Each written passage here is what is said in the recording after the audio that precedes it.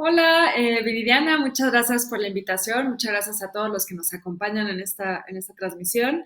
Y bueno, sí, yo les quería hablar sobre las artes en el ámbito digital, particularmente en las redes sociales, darles un poquito de contexto de qué es lo que había estado pasando hasta ahora, un poco cómo ha sido el desarrollo de este mundo digital para las artes, qué ha pasado también en este momento de pandemia y quizá empezar a especular un poquito de qué viene.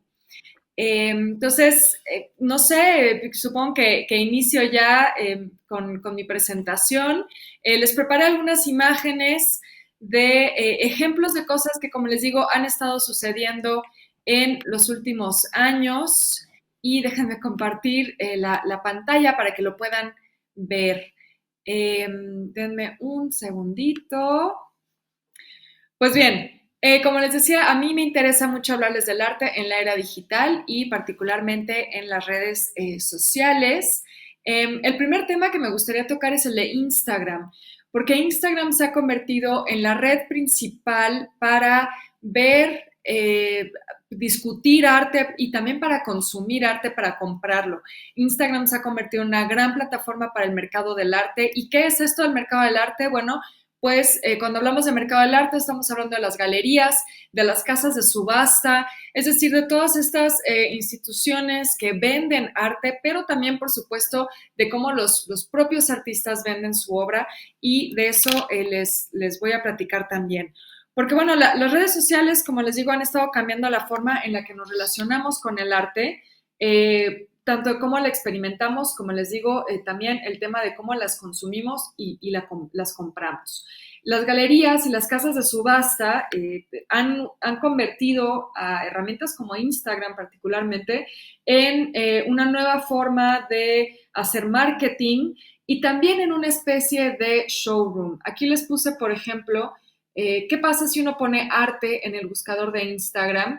Y podemos encontrar cosas muy variadas, ¿no? A mí algo que me sorprendió es que por un lado podemos encontrar obras de arte, de, digamos, grandes obras de la historia del arte. Ahí estamos viendo, por ejemplo, al lado derecho, el Salvatore Mundi de Leonardo da Vinci, pero también vemos, por ejemplo, tutoriales de cómo puedes dibujar, vemos muchas cosas de tatuajes, vemos cómo también nuestro concepto de arte se ha expandido para incorporar otros ámbitos que quizá antes no se hubieran considerado arte.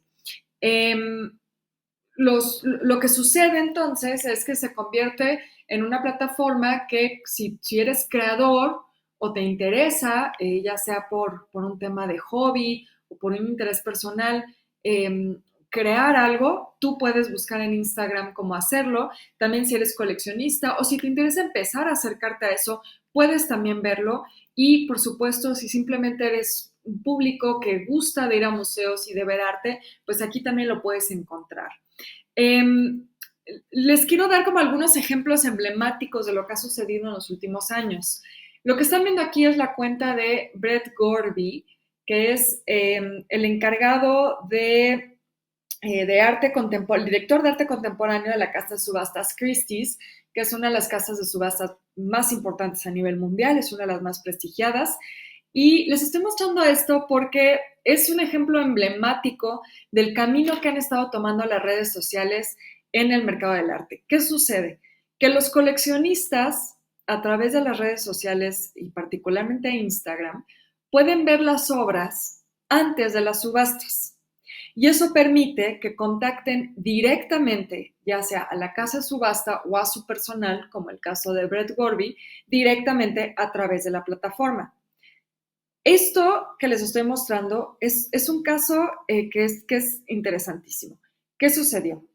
En diciembre de 2016, este cuadro que están viendo ahí se vendió precisamente a través de este post de Instagram. Es una obra de Jean-Michel Basquiat, está valuado en 24 millones de dólares. Y bueno, ¿qué sucedió? Bueno, solo para darles un poquito de contexto, es un retrato del boxeador Sugar Ray Robinson. ¿Qué sucede? Que Brett Gorby, el que les digo es el director de arte contemporáneo, subió esta fotografía para un poco decirle a la gente, esto es lo que viene en nuestra próxima subasta de arte contemporáneo. y un comprador contactó a Gorby directamente para completar la transacción 2 días después de que subiera el cuadro y, por supuesto, antes de la subasta. Entonces, por eso les comentaba que este se convirtió en un ejemplo emblemático de cómo Instagram se está convirtiendo en la red social principal para ver, difundir, seguir y comprar el arte.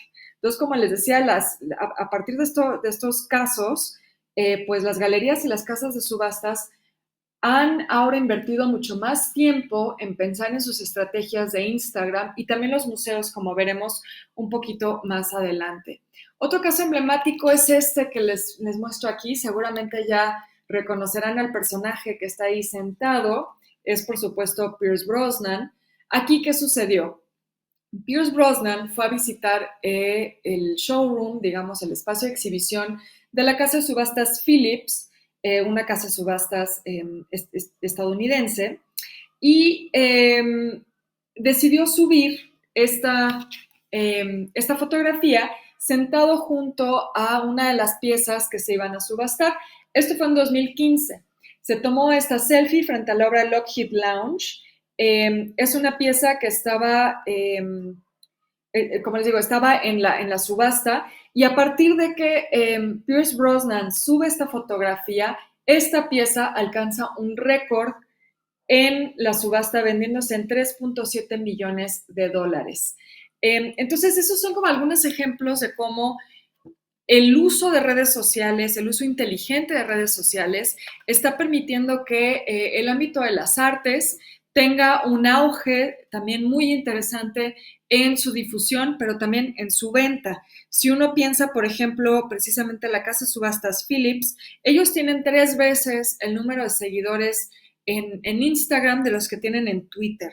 Y bueno, podemos ver que la verdad las casas de subasta y las galerías tienen números de seguidores bastante interesantes y bastante alentadores en redes sociales desde hace ya algunos años. Otro tema en el que Instagram se ha posicionado como una plataforma importante es en el tema de la fotografía, y ha permitido tanto a fotógrafos famosos conectar con un mayor público, como también a fotógrafos amateurs lograr despegar sus carreras. Ha habido un debate muy interesante también sobre la fotografía de guerra en Instagram.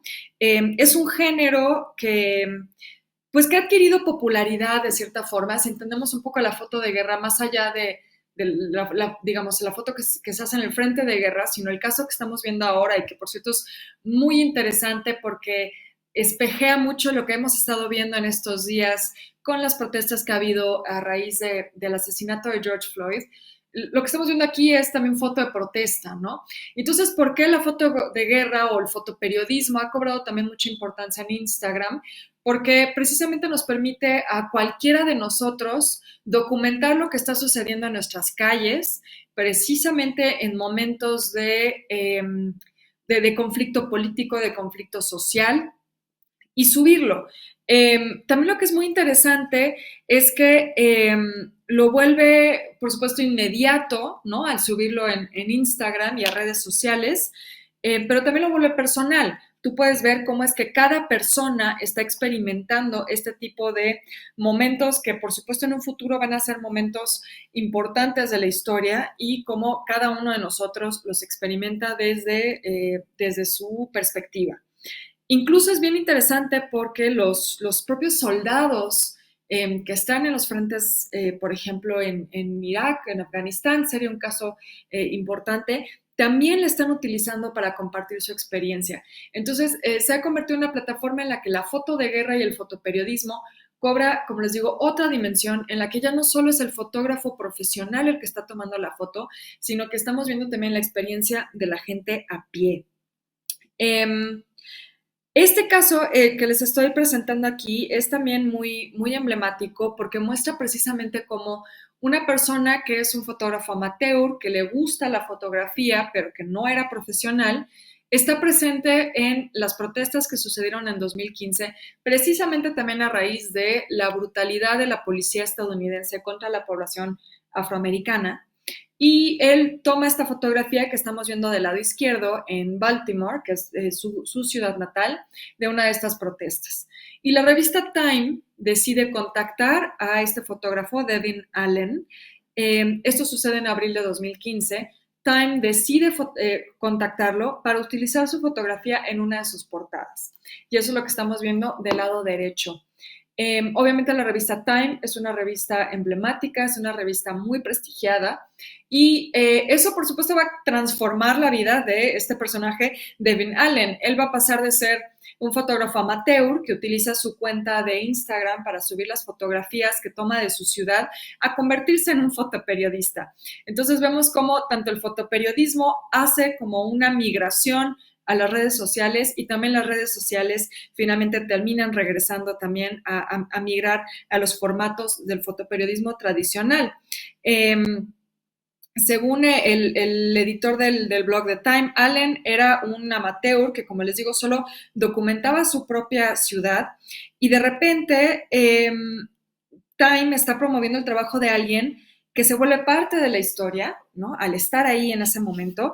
Y bueno, Allen se convirtió en un fotógrafo profesional y su trabajo ya ha sido publicado por periódicos como el New York Times y New York Magazine.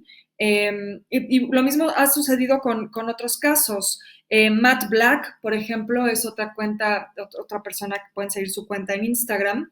Matt Black comenzó a documentar la pobreza en su ciudad natal, en California, y terminó siendo nominado como miembro de Magnum, que es una de las instituciones más importantes para la fotografía y el fotoperiodismo. Es la agencia de fotografía más importante del mundo. Y entonces, a partir de lo que él está subiendo a su cuenta de Instagram, termina siendo nominado como miembro de esta agencia y ahora esta agencia mueve sus fotografías en todas las publicaciones, revistas, periódicos del mundo.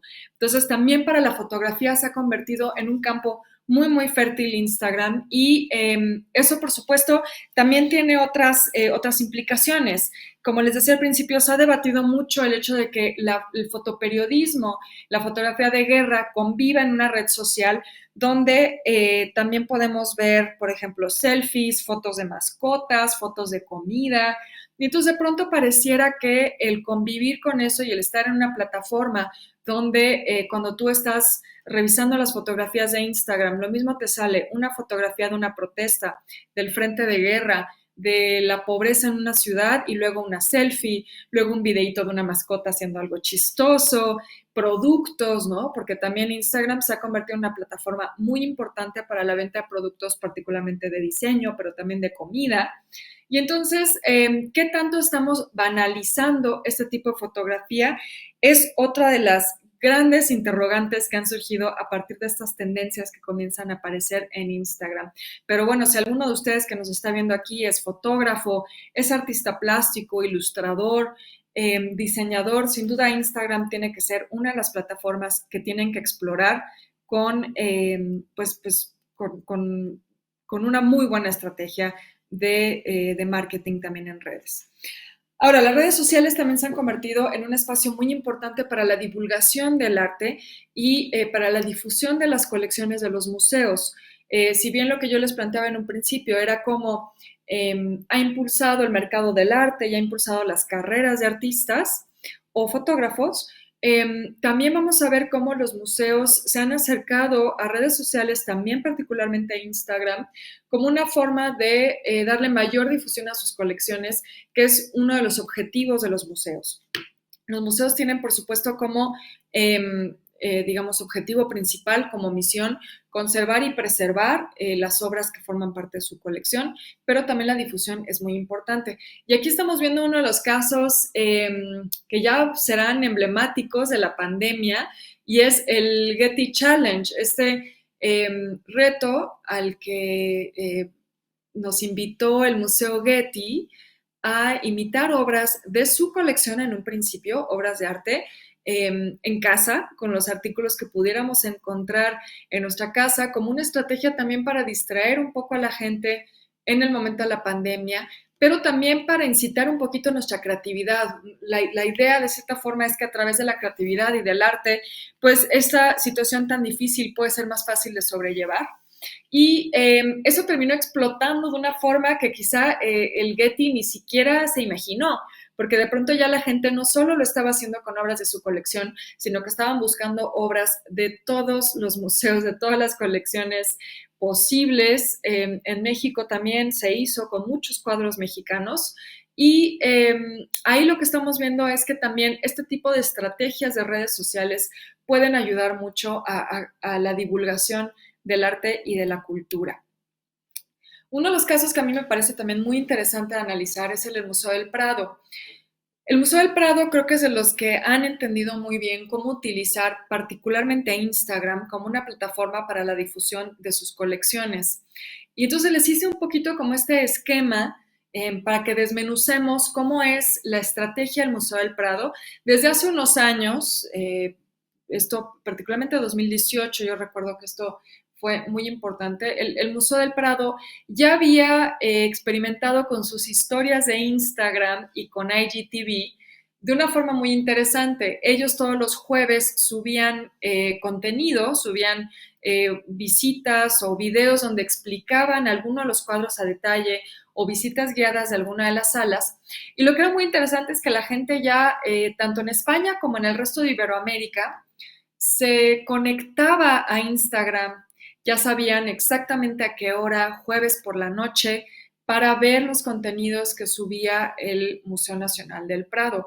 Entonces ellos han sido de cierta forma punta de lanza en este como movimiento por utilizar las redes sociales como espacios de divulgación del arte.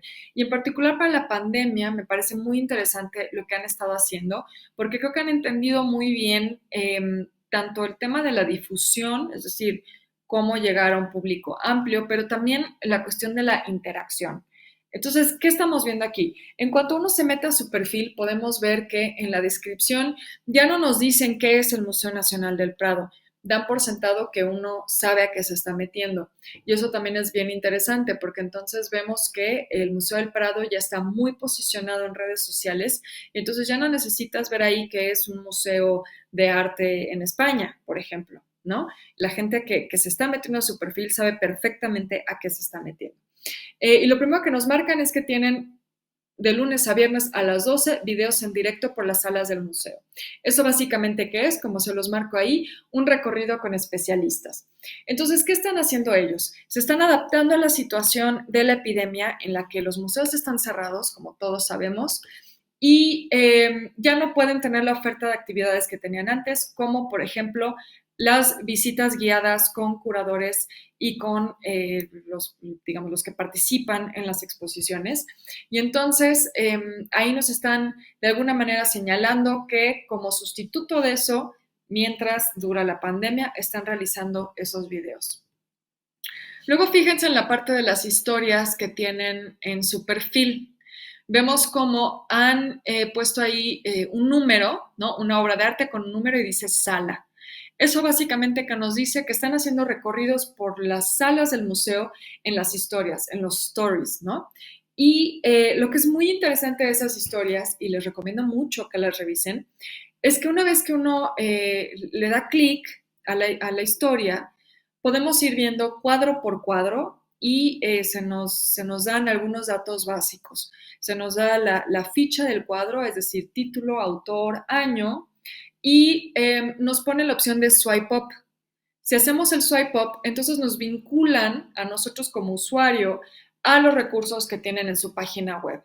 Si tú les das swipe up, entonces puedes ver más contenido que tienen en su página web que te permite hacer un zoom a detalle del cuadro, revisar algunos detalles de la información que quizá no pueden aparecer en la historia, porque obviamente las historias de Instagram pues tienen el mínimo de texto.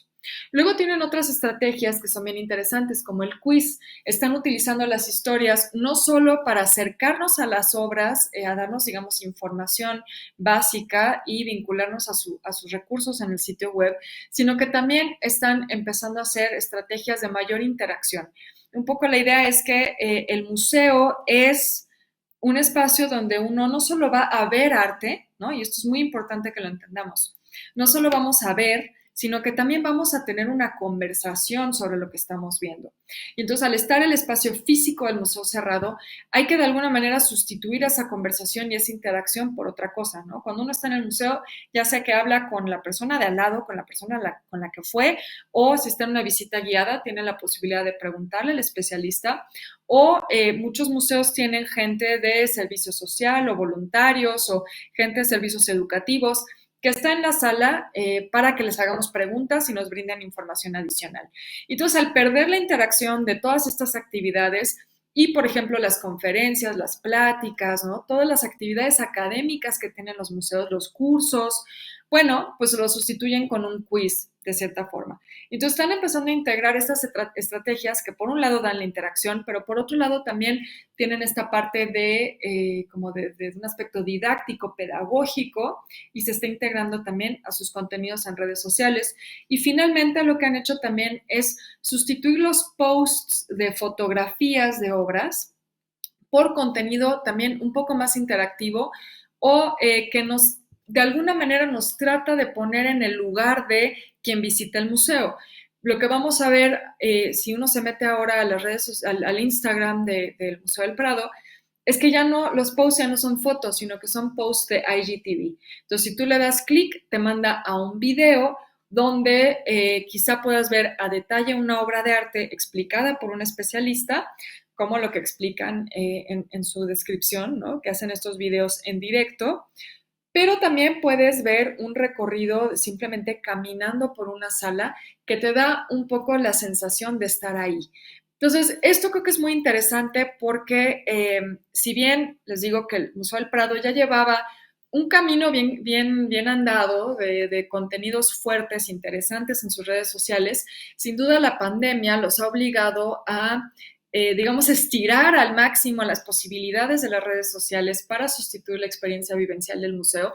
Y creo que ahí hay, pues, algunas, algunas lecciones importantes largo plazo que creo que en un momentito podemos reflexionar un poco más, pero me gustaría finalmente darles un último ejemplo porque aquí en Talentland me pidieron que también les hablara un poco de mi experiencia. Yo como historiadora del arte me dedico más bien a la divulgación y yo hago divulgación a través de distintos formatos en medios más tradicionales como revistas, periódicos, televisión, pero también mucho en redes sociales, ¿no? Y algo que a mí, por ejemplo, me llamó mucho la atención es la fuerza que han cobrado los hilos. Les puse aquí un ejemplo de un hilo que yo hice que tuvo una respuesta, la verdad, muchísimo mayor de lo que yo esperaría. Yo de pronto hago hilos sobre temas coyunturales, efemérides, eh, y de pronto muchos me empezaron a pedir que les hablara de cómo han sido representadas las epidemias en el arte, cuando apenas comenzaba realmente esto. Como pueden ver, este tuit es del 17 de marzo, y entonces me ocurrió empezar a hacer hilos por epidemia, ¿no? Entonces empecé por la peste, que bueno, ahí hay un pequeño error de traducción, lo puse como plaga, pero bueno, en español es la peste. Eh, bueno, tuvo una respuesta muy interesante, porque muchas veces cuando uno hace un hilo de obras de arte o contando la historia de algún artista quizá poco conocido, por supuesto que no tienen el mismo impacto que lo tendrían otros temas, quizá temas más políticos o temas, ¿no?, que quizá nos hagan reír. Entonces a mí me resultó muy interesante esto y creo que tiene mucho que ver con la idea de que los contenidos culturales pueden ser históricos, pero no por eso tienen que perder de vista la coyuntura, ¿no? Y creo que esa es también una cosa muy interesante que hay que aprender de esta epidemia.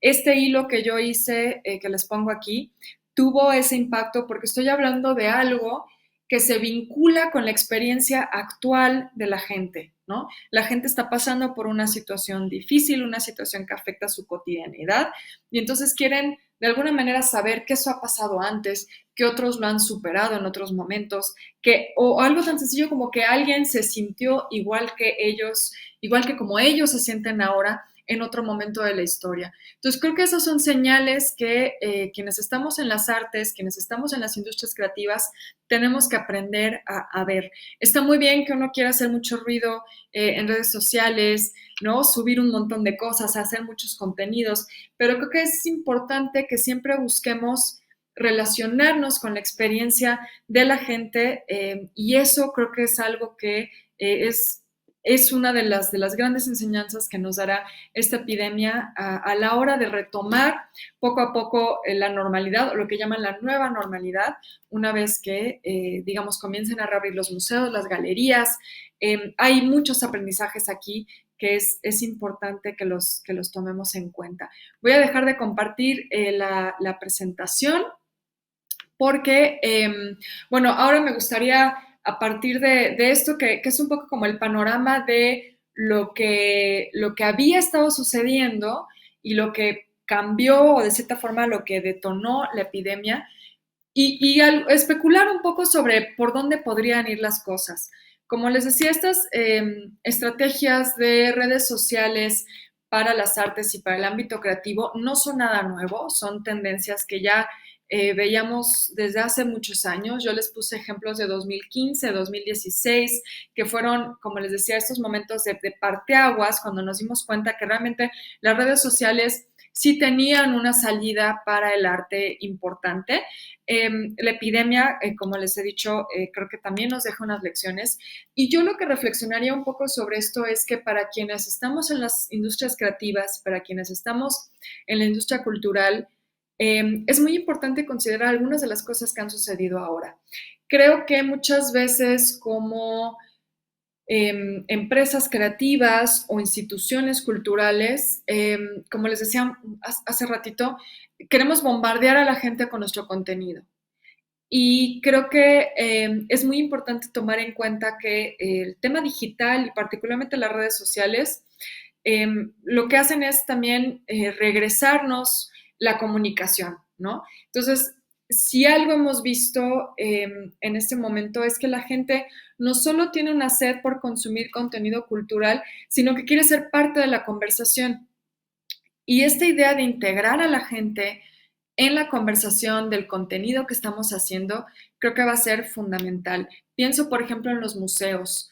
Eh, Creo que hay enseñanzas importantes para cómo tenemos que plantearnos las exposiciones y las experiencias en los museos una vez que regresemos. La gente ya no quiere ser un espectador pasivo.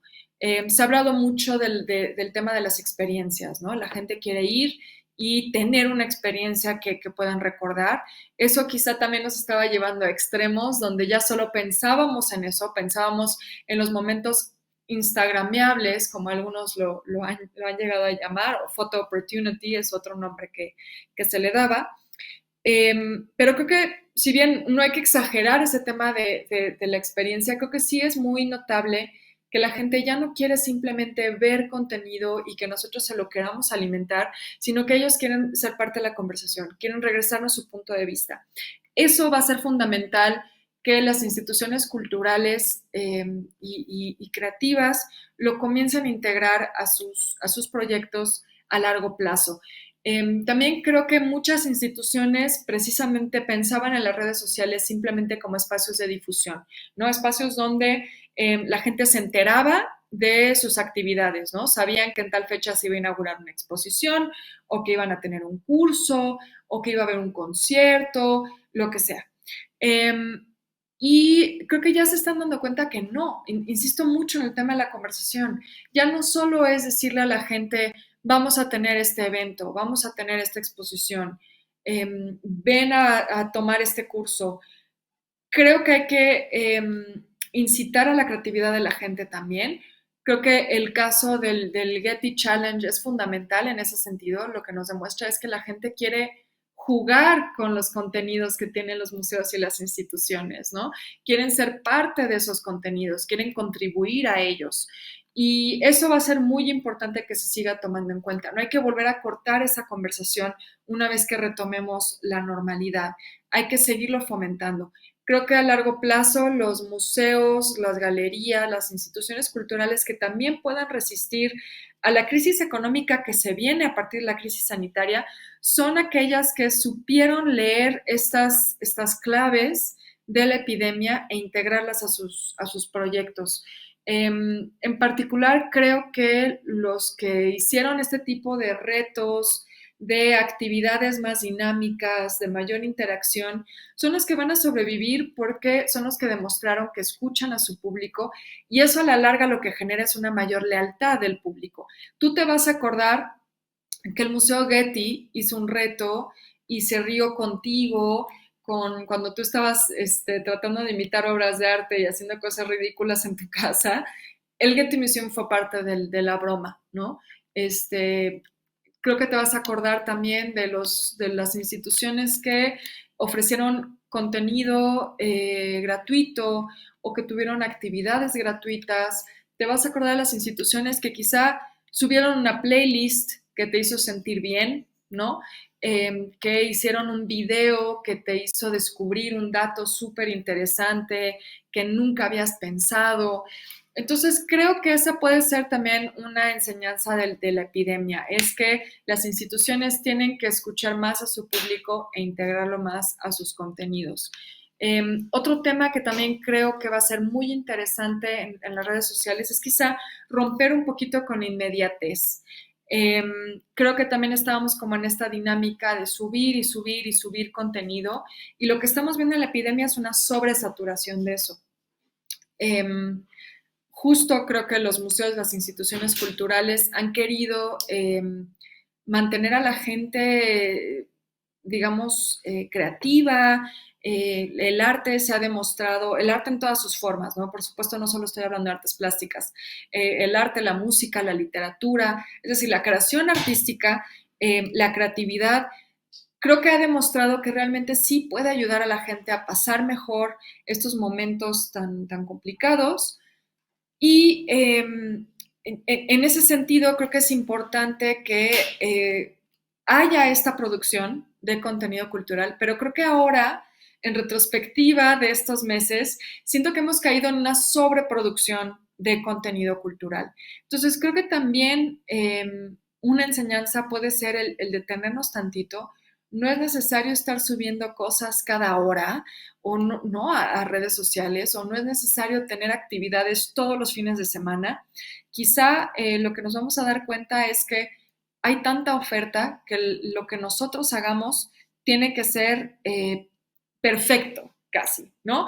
Tienes que discernir entre cuál es la charla que realmente sí vale la pena tener en línea, cuál es un poquito más prescindible, qué hashtag vas a hacer, no necesariamente tratar de tener, ¿no?, hashtags y retos y cosas cada día, sino pensar muy bien en qué va a tener impacto, ¿no? Creo que el reto del Getty Museum fue clave en eso, porque duró casi toda la epidemia, ¿no? O sea, ellos lo lanzaron al principio y siguió teniendo vigencia meses atrás y fue llegando cada vez a más países. Se integró incluso a las actividades de la Semana de Museos que fue en mayo, que ya era 2 meses después de que el reto se haya lanzado en un principio. Entonces creo que a veces es mejor pensar en calidad y no en cantidad y no en inmediatez.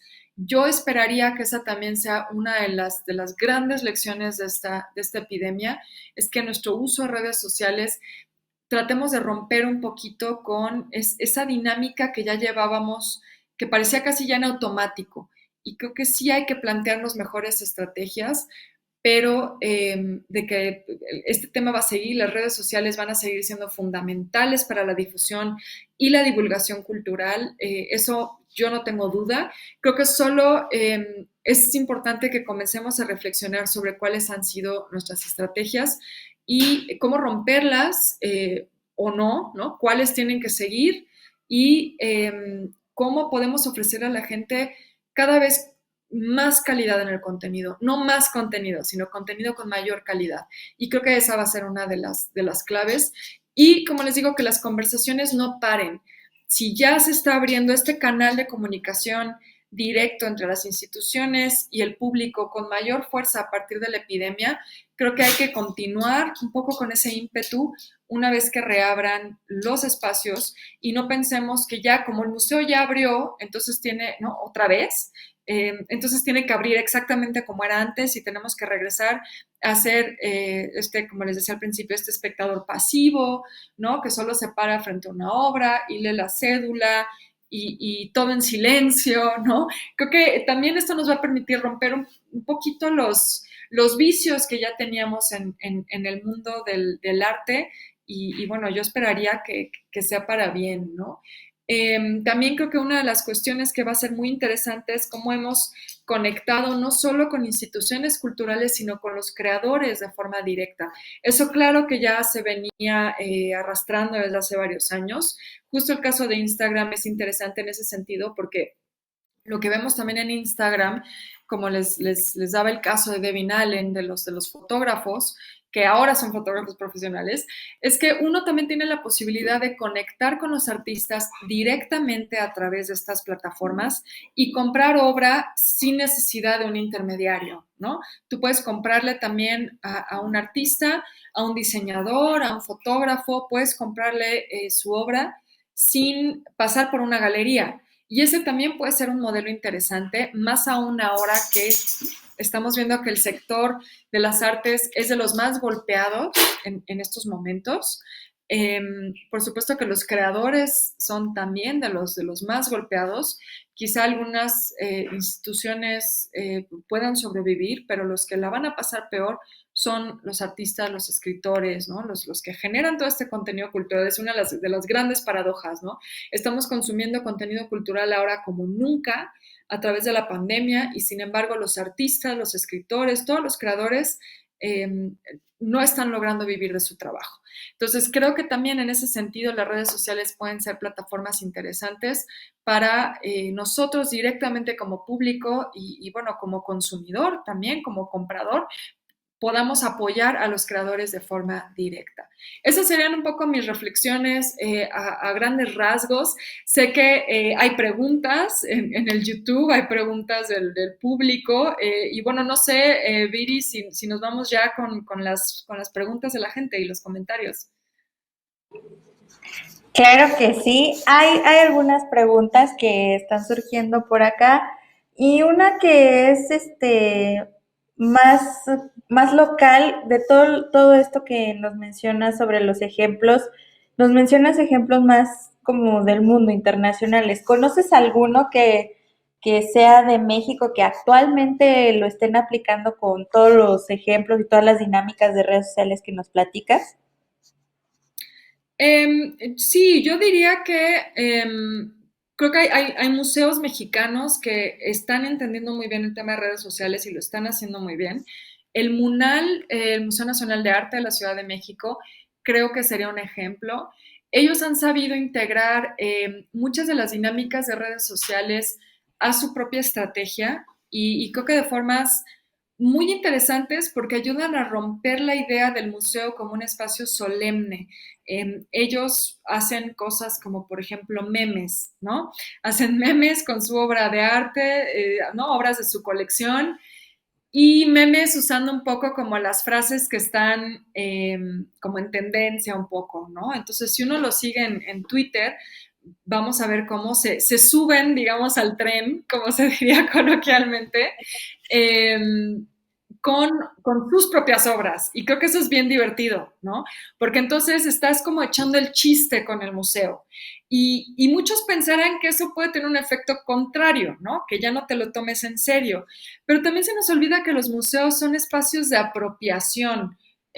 Además de tener, por supuesto, esta parte que les decía al principio, que es la conservación y preservación de las colecciones, la difusión de sus colecciones, también son espacios donde el público se tiene que apropiar de eso. De nada, digamos, no vale la pena que tú conserves una colección que la gente va a sentir ajena, que la gente no se va a querer acercar a ella, que a la gente no le va a interesar. Y creo que eso es un poco lo que les explicaba al principio, como creo que también las instituciones culturales y quienes nos dedicamos también a la divulgación cultural, digamos, fuera de instituciones, tenemos que también tener esa sensibilidad de conectar con la experiencia cotidiana de la gente. Y entonces, si tú te estás riendo de un meme o de digamos, se me ocurre eso de el patito de se tenía que decir y se dijo, ¿no? Que fue una cosa que estuvo circulando un montón. De pronto veías que museos como el Munal se sumaban a eso, ¿no? Con obras de su propia colección, de que tal artista es mejor que el otro y se tenía que decir y se dijo, ¿no? Cosas así y creo que eso hace que te caigan bien y digas, voy a ir al museo, ¿no? La próxima vez. Otro museo que creo que lo hace bien es el Museo Somaya. Creo que ellos en particular han sabido explotar, quizá no tanto redes sociales, pero creo que ellos han sabido explotar recursos digitales mejor que otros. También, por supuesto, estamos hablando de un museo que tiene una infraestructura mucho mayor, ¿no? Que algunos de los museos públicos, pero ellos creo que hacen mucho contenido digital interesante como publicaciones. Por ejemplo, tienen una revista digital que también la hacen en impreso, pero en la versión digital también es muy bonita. Ellos creo que también han sabido explotar muy bien recursos como Google Arts. Si uno compara lo que el Museo Somaya tiene en Google Arts con lo que tienen otros museos, es mucho mayor la cantidad de exposiciones en línea, ¿no? Todos esos temas creo que los tienen muy bien. Y el Museo Dolores Olmedo también creo que hace cosas muy interesantes en sus redes sociales. Ellos, por ejemplo, hicieron un proyecto de playlists en Spotify para la pandemia, ¿no? En una idea de ayudar a la gente a pasar un mejor rato. Y entonces invitaron a varias personas a inspirarse en obras de su colección y hacer una playlist, ¿no? Eso también era interesante porque entonces tenías como también una idea de los gustos musicales de la gente que invitaban, ¿no? También tienen cosas como rompecabezas digitales, entonces tú en tu teléfono, ¿no? Suben su rompecabezas y en tu teléfono lo puedes ir armando y son, por supuesto, obras de su colección. Han estado haciendo paquetes de stickers, por ejemplo, con sus famosos xoloscuincles y pavos reales que hay en el museo, para quien conozca el Museo Dolores Olmedo en la Ciudad de México. Creo que ellos han hecho también un trabajo bien interesante y en ellos, por ejemplo, se entiende porque están muy lejos, ¿no? Ellos están en Xochimilco, entonces si conocen la Ciudad de México, Xochimilco está muy al sur, muy lejos del centro histórico, de toda esa zona. Entonces creo que ellos también han sabido aprovechar las redes sociales de alguna manera yo siento para tratar de contrarrestar este punto débil que quizá tengan en relación a otros museos que están en los espacios donde sucede todo, ¿no? Claro, y sí, justamente me ha tocado ver uno que otro de esas publicaciones del MUNAL principalmente, y sí, o sea, causan justo esa conexión, esa interacción directa con la gente y te invita a formar parte de las exposiciones, de conocerlas, de conocer incluso el espacio como tal de los museos, o sea, el edificio tal cual, también forma parte de todas estas colecciones y de todo esto que ofrecen como parte de la experiencia de ir a un museo. Otra pregunta que estoy viendo por acá que es un poquito controversial, pero nos gustaría saber cuál Sí, es tu sí, opinión al claro. respecto. Esto que mencionas de el arte ya a través de una red social como Instagram o a través de internet tal cual, mucha gente siente o al mismo tiempo como sucede con ciertas tendencias del arte contemporáneo de que pierde su valor o se transforma su valor. Este, que ahí es como un poquito controversial porque pues es arte o arte. Ser digital pierde las características de ser arte o tú cómo ves este tema. Yo creo que es un tema complejísimo y fíjate que yo les recomendaría que en el marco del Festival El Aleph, que es un festival de ciencia y arte que hace la UNAM, la Coordinación de Difusión Cultural, tuvieron una conferencia de una historiadora del arte que se llama Antea Weiss. Weiss se escribe Buys, y ella habló un poco de Google Arts y ella hablaba de esto, como da el ejemplo, por ejemplo, del cuadro de Manet de la Olimpia, como la primera vez que ella lo vio en la vida, lo vio en un libro donde estaba impreso en blanco y negro, y cómo después lo fue a ver al Museo d'Orsay en París. Es un cuadro, digamos, emblemático del impresionismo francés.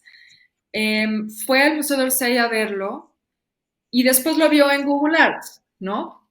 Y entonces Google Arts te permite, por supuesto, acercarte al máximo detalle, ¿no? Tienen este zoom increíble, tienen todos estos recursos digitales. Y ella decía, no estoy segura cuál fue la mejor experiencia para ver la obra, ¿no?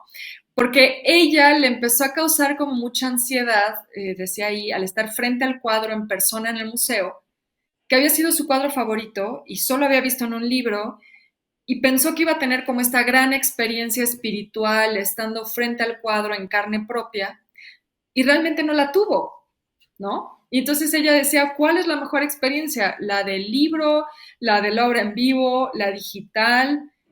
Es una pregunta difícil de contestar.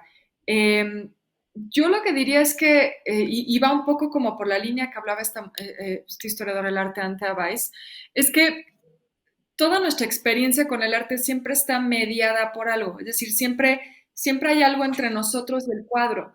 Esa mediación puede ser una impresión, ¿no? En una postal, en un libro también, pensando en formatos un poquito más tradicionales, pero también cuando estás frente al cuadro en un museo, tampoco es que te puedas acercar a ver todas las pinceladas, porque tienes que estar a cierta distancia, porque a veces hay una persona enfrente que no te deja ver, ¿no?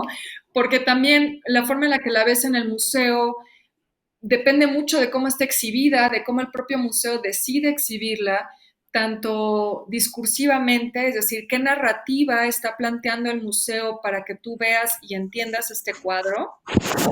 Y bueno, el formato digital es otra forma en la que está mediado, digamos, ahora a través de una pantalla. Yo creo que es un debate bien interesante. Yo no creo que le reste valor a la obra.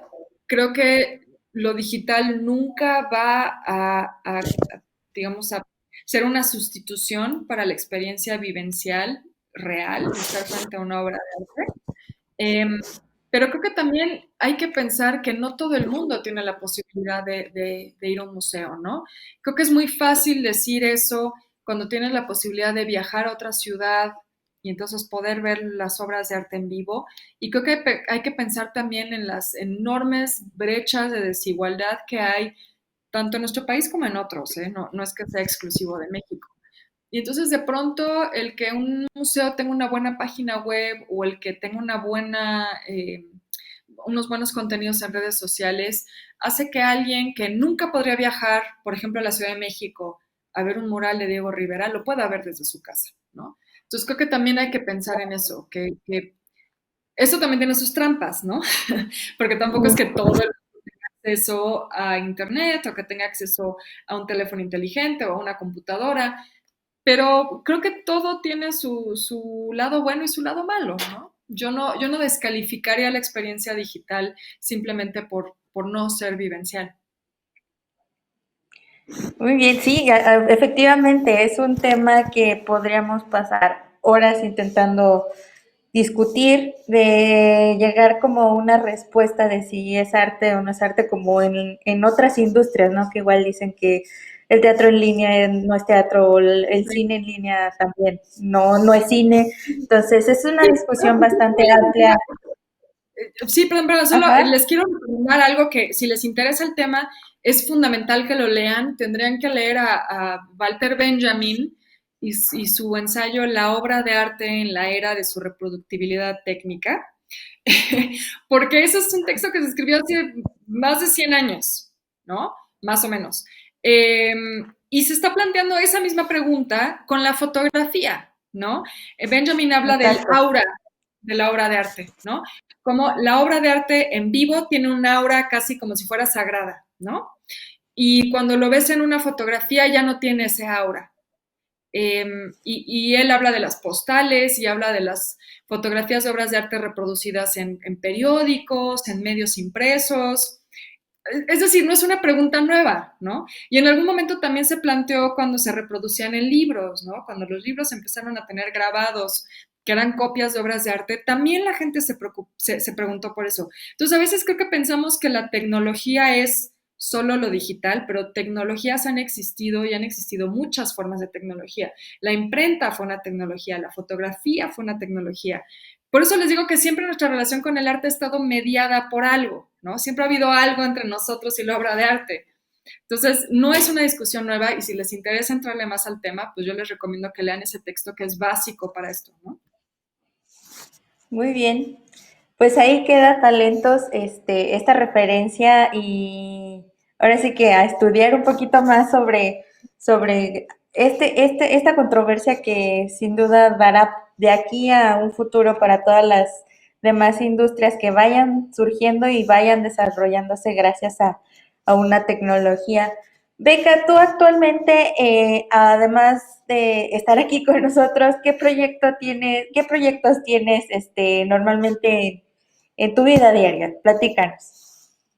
Sí, bueno, yo, como les decía al principio, yo hago divulgación, yo soy historiadora del arte, entonces, bueno, principalmente lo que hago es investigar temas de arte y de historia y tratar de difundirlos a través de distintos medios, ¿no? Entonces, me pueden ver en televisión, estoy en ADN 40, en el programa El Foco con Héctor de Mauleón, es los domingos a las 5 de la tarde. Por supuesto en redes sociales, estoy como @becaduncan en todas las redes sociales. Ahí también hago algunos esfuerzos de divulgación, ya les hablaba hace un ratito de los hilos en Twitter, por ejemplo. Y también tengo un canal de YouTube, igual es mi nombre, Beca Duncan. Ahí, ahora por la epidemia he estado haciendo transmisiones en vivo, pero el canal de YouTube nació como un proyecto de cápsulas sobre historia y arte. Entonces ahí hago dos proyectos, que es la historia de las cosas, donde cuento la historia de objetos cotidianos, cómo ha sido la evolución de su diseño, quién los inventó, lo mismo un tenedor que un excusado, por ejemplo, un par de tenis, una playera, cómo nacieron todos estos objetos que usamos todos los días. Y también hago otras cápsulas que se llaman Los Básicos del Arte, donde les cuento un poco sobre algún cuadro o algún artista en particular, un edificio, alguna obra de arte o un personaje del arte que son básicos que tienen que conocer y para que los entiendan mejor. Entonces, eso es un poquito de lo que yo hago. Y también me pueden leer cada 15 días en el suplemento cultural de La Razón y cada mes en Revista Este País en línea. Muy bien, pues ahí está el dato, talentos para que sigan todo el trabajo de Beca, que es una gran historiadora y créanme que todo Muchas su gracias. contenido es bastante interesante y pues pueden verla ahí en YouTube y en todas sus redes sociales que ya nos compartió y pues muchas gracias Beca por compartir esta tarde, noche No, ya, un poquito de todo lo que es esto de la tecnología y las artes.